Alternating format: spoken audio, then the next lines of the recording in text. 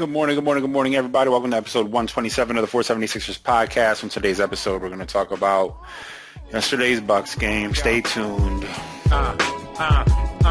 Yeah. Justice for the blind, just something that'll find in the rhymes that are coming from my mind. Good morning, or good afternoon, whenever you get this. I hope this finds you well. I hope this finds you in good health. Knock if you're Bucks. Episode 127. Where do I start? I hate this team. I'm going to start there. I hate this fucking team so much.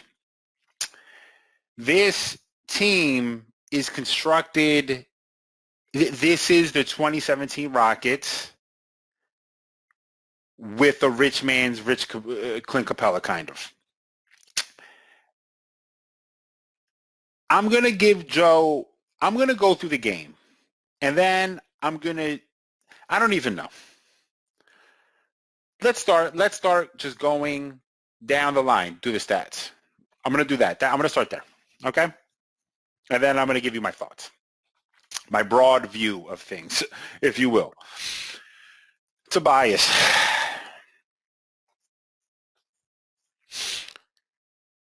He was out there playing basketball yesterday. Tobias is like when you go to LA Fitness and you go to play basketball. And you're like, all right, cool. You get there and you see some guys, you're like, yeah, hey, how you doing?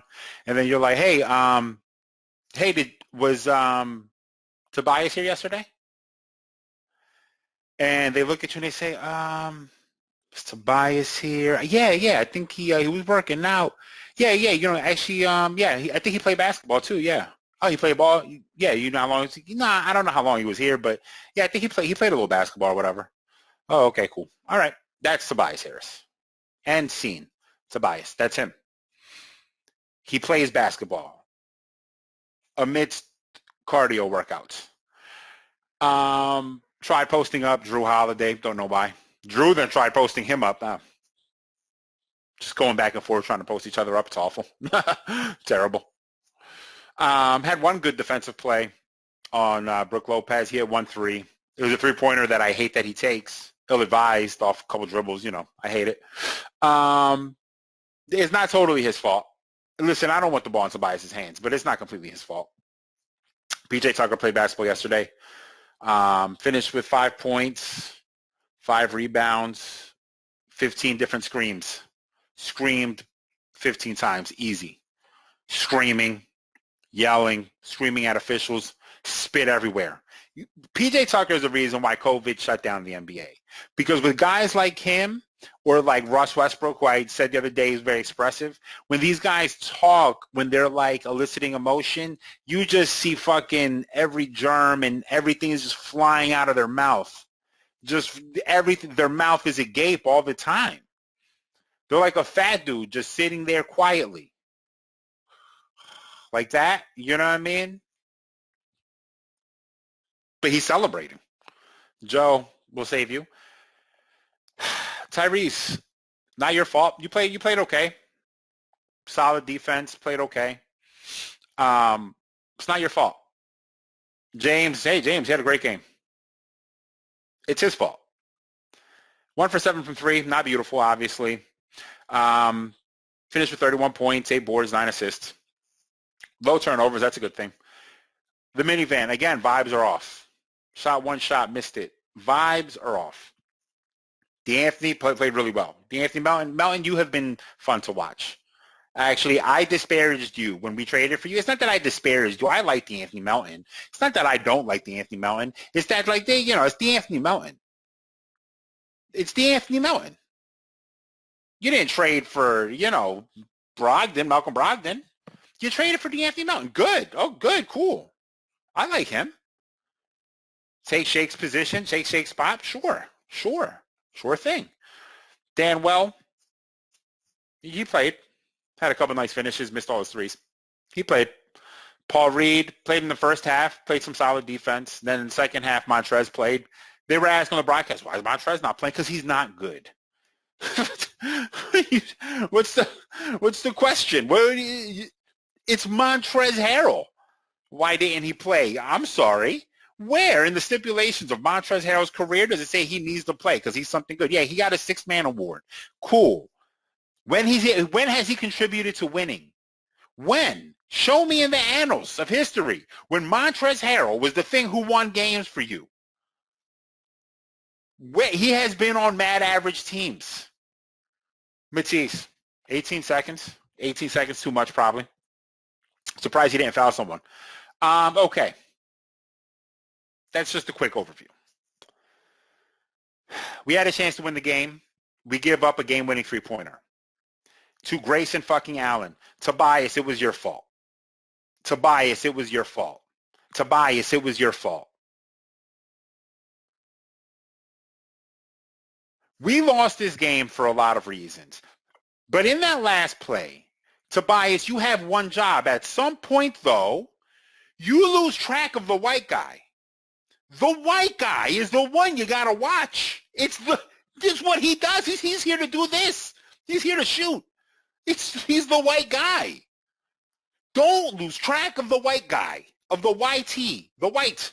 Stay on the white. You need to track the white like Jon Snow tracked the whites. Track the same, minus the last season. Don't lose track of the white man. He's here to shoot the basketball and shoot it well. What did Grayson finish with? 12 points. He made 2 3-pointers. One of them was the game winner. The Bucks were not good yesterday. Brook Lopez only hit 4 3-pointers. I find that surprising. It felt like Brook hit 12 3-pointers yesterday. It felt like he was in his own three-point competition where he was just shooting threes wide open the whole time. Actually, no, that's not true. Joe did get out on him a couple times, so I'm not going to whatever. He was 6 for 16. It's fine. He gave Joe some problems, but that isn't the problem. I'll get to the problem. Giannis was dominant. I mean, Giannis is great. He's just fantastic. You know what I mean? Just everywhere on defense. He just does a little bit of everything. Didn't score a ton of points. I thought we did a good job holding him. This game was very weird. There was not scoring. It was an ugly, ugly game, and it wasn't because of defense. Let me tell you that. It was not because anyone's defense was spectacular. I will say Drew's defense was spectacular, though. Drew, I texted a couple of friends yesterday, Drew gets caught on no screens.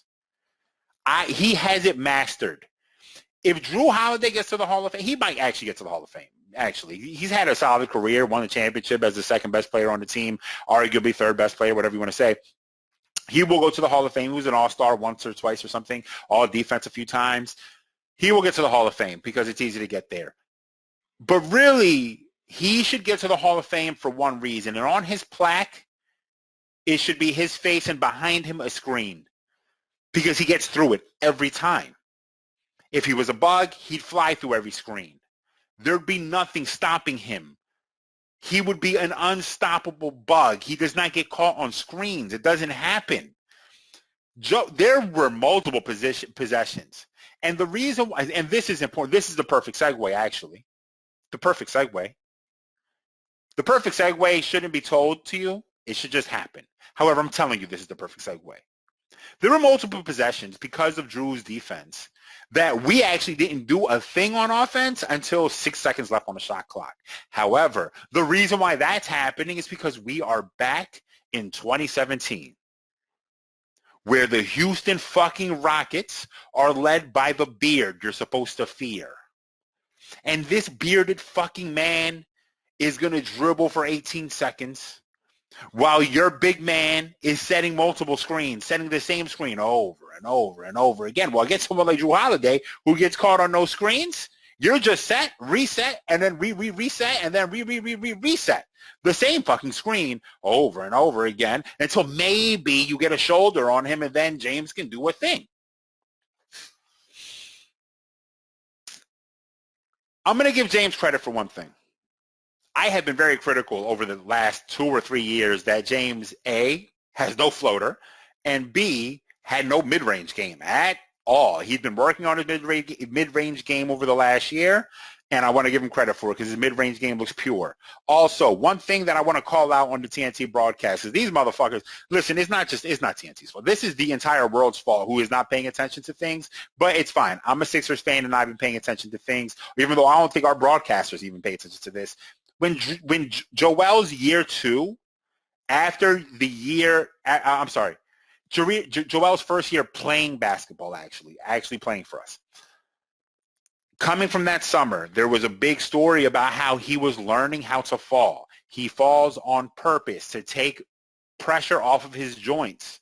It's a thing he does on purpose. And since then, this story got lost somewhere into the black hole. It's resurfaced again now on the TNT broadcast. I have known this for 5 years. For some reason, everyone's forgotten or pretended that this wasn't the thing. Joel falls to take pressure because it's when you try to catch yourself, those sudden shifts in weight on your joints is what cause injury. So trying to avoid injury, he doesn't fall. He purposely is not fall. He purposely falls. I'm sorry.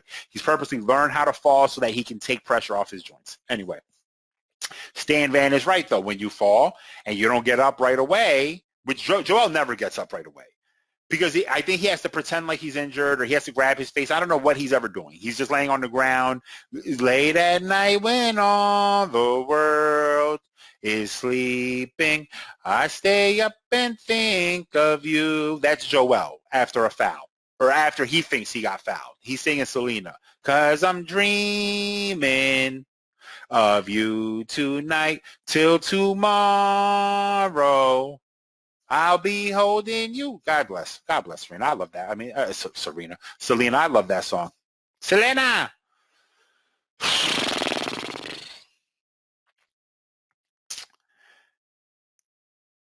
Joel is not happy here.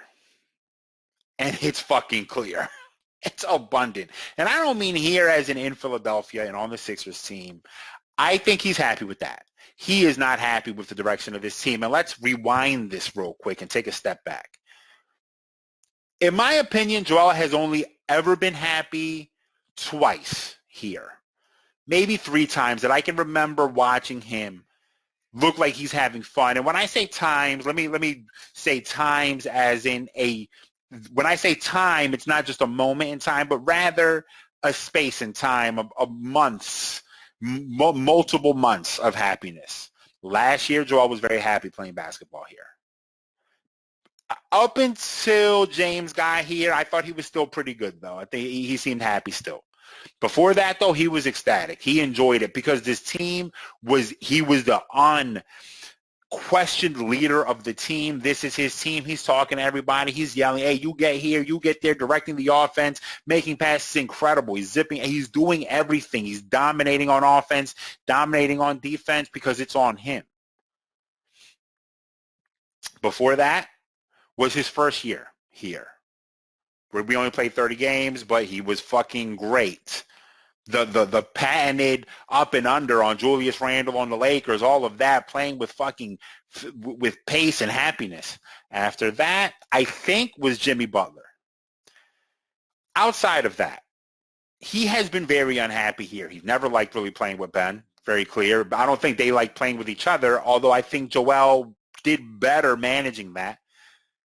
Then we draft Markelle. That doesn't work out. Then we sign Al Horford. That's awful. We traded for Toby. Before that, Joe and Toby have never, ever played well together. And I don't think Joel likes playing with Toby, if I'm being honest, because I've seen multiple times Joel just look at Toby with the look you would give a flat tire.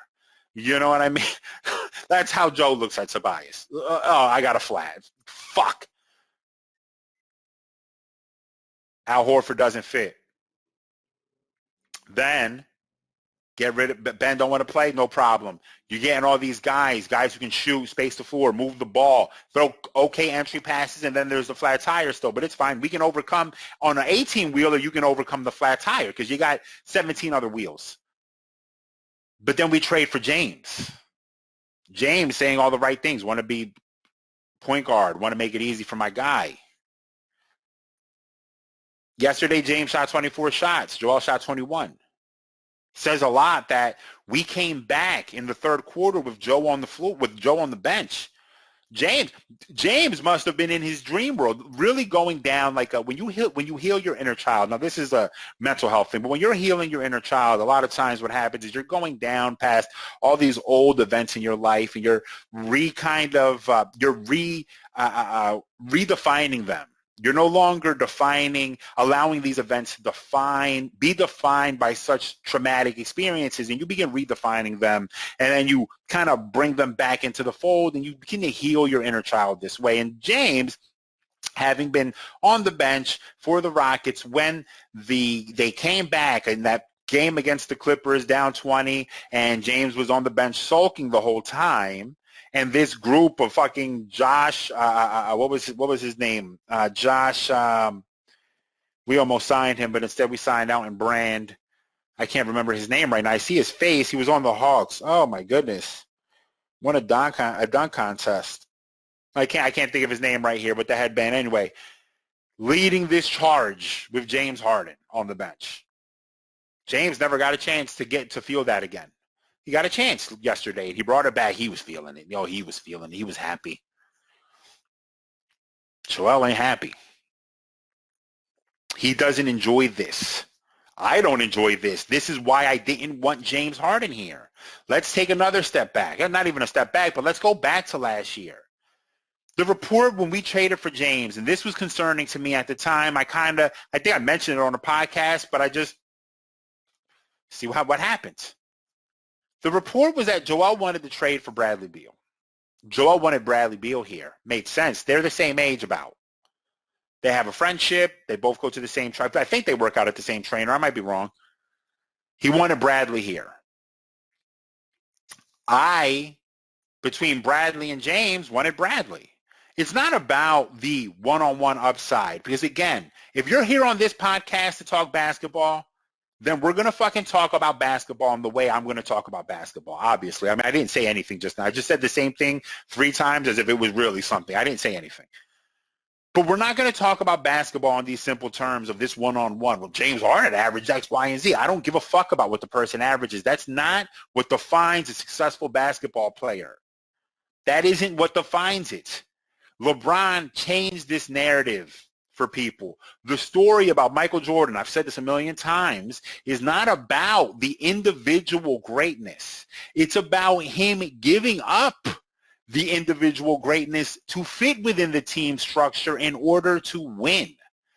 LeBron changed a lot of that because he never did that. That's how LeBron goes 3-8 in the finals, or whatever it is, 4-8, whatever it is now. In the finals. Or, I don't know. Is it 4-8? It can't be 4-8. What is, I don't know. He's been in the finals that many times. It's that confusing. That's how you have such a massive losing record, because he never really learned how to play with a team. It wasn't totally his fault, and I've talked about his career a million times. I'm not here to shit on LeBron.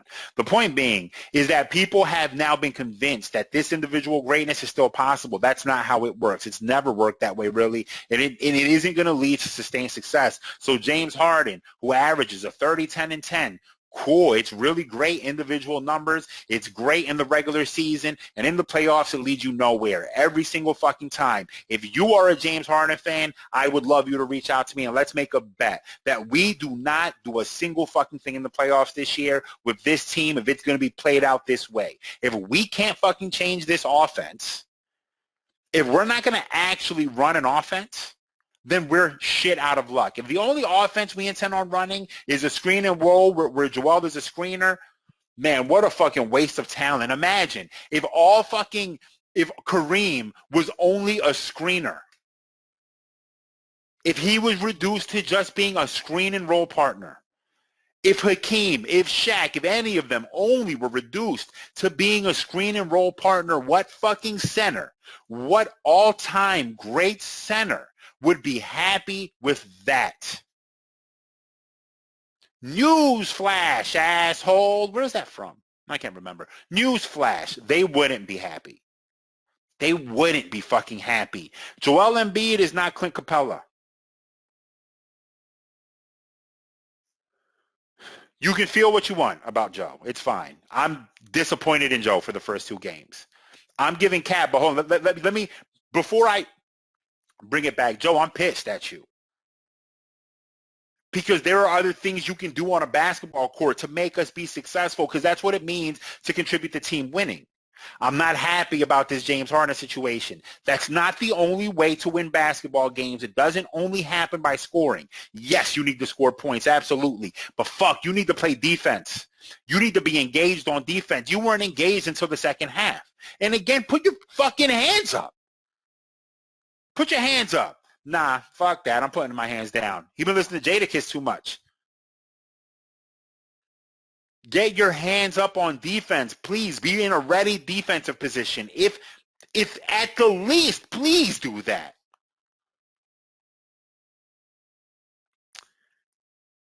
You want to know what's going on with our offense? I'm going to tell you. Basketball. This is why I love the sport of basketball. It's my favorite sport. I love it when they dribble up and down the court. Basketball is fucking magic. It's magic because it's the only sport where energy, and maybe hockey is like this too. It's why the hockey assist is a thing, where energy is getting passed from person to person when there is this ball movement. I've talked about this so many times, where you're watching the beautiful Spurs, the beautiful game Spurs, and you see the ball go from A to B, from B to C, and then it hits that corner, and it's a guaranteed make. You don't even need to watch the rest of the play. Just count it, and move on. Once the fourth pass happens and the guy's open in the corner, the ref can blow the whistle, 3 points, move on. We don't even need to see it. Because that's basketball. It's the only sport like that. Energy is getting passed on from player to player to player. Good vibes. Motherfuckers are vibing. In basketball, it matters. Basketball is a dance. It's a dance. It's synchronized swimming. It's all of those things. Guys got to be on the same page, moving well together, synchronized. Being friends helps. It's not necessary, but it helps. Our offense has no rhythm. There's no dancing to this. There's nothing happening. It's just James. Dribble. Machine gun dribble. Step back. Nope. Set a screen. Set that screen again. Okay, step back free. Or dry floater. James looks great. I'm happy for him. I don't ever want to see anyone fail. I'm happy he looks good. This is not going to get us anywhere. This shit has looked pathetic. This looks awful. This is not offense. This is one guy dribbling a lot. When you don't have any rhythm, you end up in these positions where Joel doesn't even know where to go. He doesn't even know what to do anymore. He ends up in shitty positions. Joel, you can critique him all you want, whatever. As you know, if you're here, we're going to talk about basketball in the way I just talked about it, which is not this individual bullshit, but also I like talking about psyches and mindsets. All right? Hey, I'm a life coach. This is the shit that I love talking about. It's people behavioral shit, emotions. What are your emotions dictating about you while you're on this basketball court? What do I see from your emotions? Well, I see a person who's uncomfortable. He is uncomfortable with this situation. He wears it on his face. The energy is shit. He's walking into the game unhappy. You're unhappy. You're uncomfortable. You can't find your spacing. You can't find your rhythm. And now all of a sudden you're trying to do random shit. And as the game wears on, it's getting worse. That's how Joe scores 11 points in the first quarter and doesn't score in the second half. I'm not letting Joe off the hook because, again, you can be a force on defense, and that's what you need to do. As long as this is what it's going to be, unless you're going to grab James Harden by the throat and threaten his fucking life and take him up to Michael Rubin's office, break his fucking door down and threaten his fucking life and tell him, bitch, this is my fucking town. This is my team. This offense ain't going to be it. If this is what it's going to be, trade his bitch ass immediately. Unless you're going to do that, you got to play defense. You got to fucking lock up. I want to see you be a force on defense.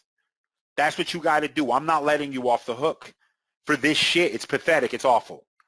You need to speak the fuck up. This is your team. I don't care that James has MVPs. Sure. James been about as far as you in the playoffs. Actually, he been to a Western Conference Finals. Good for him.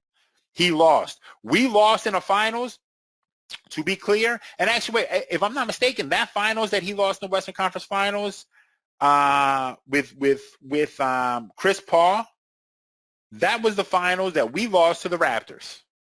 And the Raptors went on to win a championship. We have been as close to a championship as James has been.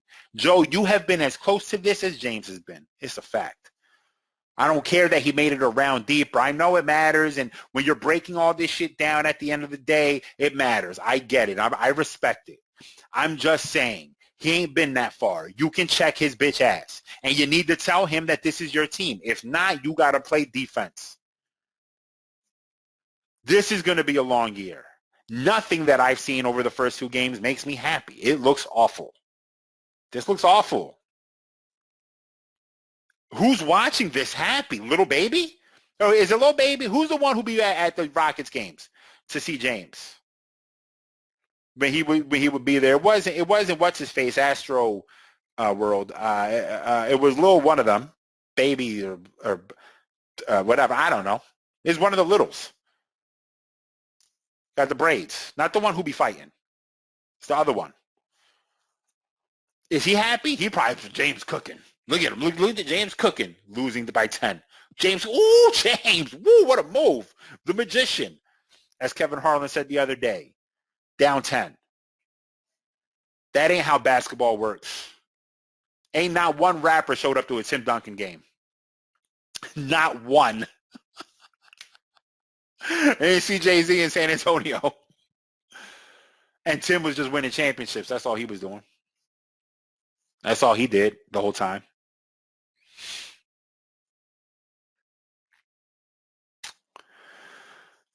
We have the Spurs tomorrow. After that, I don't know what we have after that. Let me see if I can find this quickly. I mean, this NBA. Let me be clear about something. The NBA app is awful. The NBA website is worse. It's all none of it works good. It works so poorly that I just spoke incorrect English. None of it works well. All right, we got the Spurs. Monday we got the Pacers. The Raptors on Wednesday. We'll be 2-2 until we see the Raptors. Then we'll be 2-5. Oh, we had the Raptors back to back. Oh yeah, back to back. Why does that say away?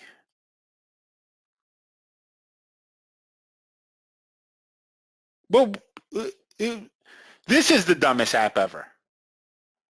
Nowhere in the history of sports, when you list the teams, has the home team been listed first. It's always Team A at Team B. Anyway, we play in Toronto Wednesday and Friday. That's 2 L's. We'll be 2-4 this time next week. Well, not this time next week. We'll be 2-4 this time plus 24 hours next week. Get ready for it. Get ready for it.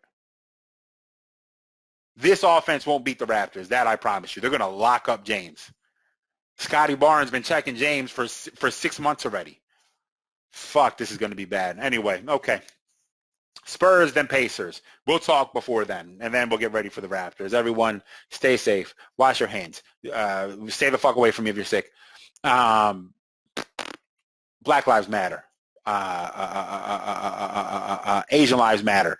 All the LGBT. Man, I'm gonna get it. All their lives matter. Trans lives matter. All the fucking lives matter. Stop being stupid. You stupid with the O's. Stay safe, everyone. It's going to be a dark. Winter is coming. Well, winter has come. I've received the White Raven from the Citadel. And it says on the scroll, winter is here. That's it, everyone. Take care. Yeah. Justice for the blind, just something that'll find in the rhymes that are coming from my mind. Used to come